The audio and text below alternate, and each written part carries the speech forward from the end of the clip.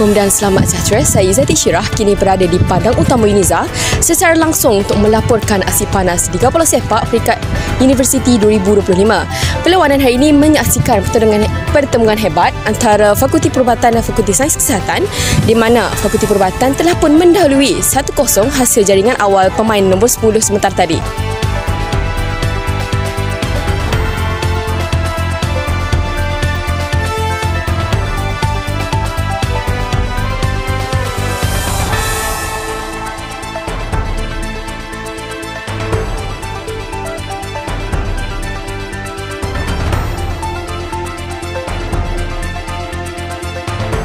Suasana sangat meriah ini diiringi oleh sorakan para penyokong, di mana kedua-dua pasukan ini menunjukkan semangat juang yang tinggi dan bertenaga sejak pertandingan ini bermula.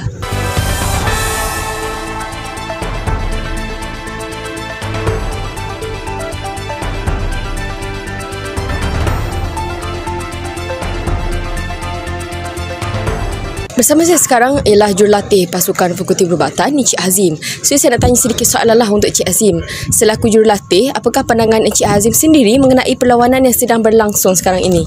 Saya bangga dengan pasukan. Mereka bermain dengan disiplin dan mengikuti arahan taktikal yang kita latih.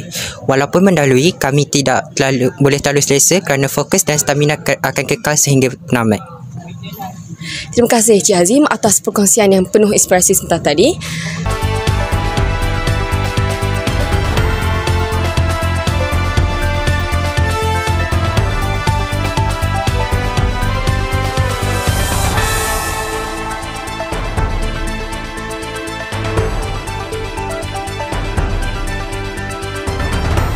Bersama saya, penyokong paling lantang dan bersemangat hari ini, Encik Hamzah, yang juga penyokong tegar pasukan Sains Kesihatan, di mana saya pasti Encik Hamzah setia datang menyaksikan perlawanan bola di sini setiap tahun. Baiklah Encik Hamzah, apakah pendapat Encik Hamzah selaku penyokong tegar? Bagaimana suasana perlawanan pada hari ini?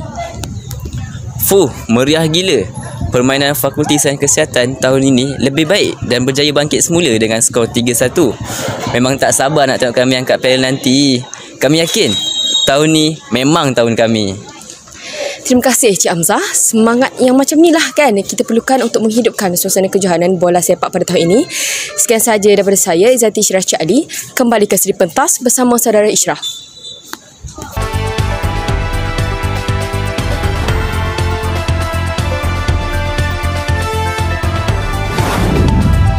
Terima kasih kepada Izzati atas liputan langsung dari Padang. Kejohanan Liga Bola Sepak Universiti 2025 bukan sekadar gelanggang pertandingan, malah menjadi simbol semangat kesukanan dan perpaduan antara pelajar. Dengan aksi cemerlang pasukan dan sorakan padu dari penyokong seperti yang kita lihat tadi, kejohanan ini dijangka terus hangat sehingga ke perlawanan akhir. Sama-sama kita nantikan siapa yang akan menjulang trofi kejuaraan. Dari Serentas, saya Ishraf.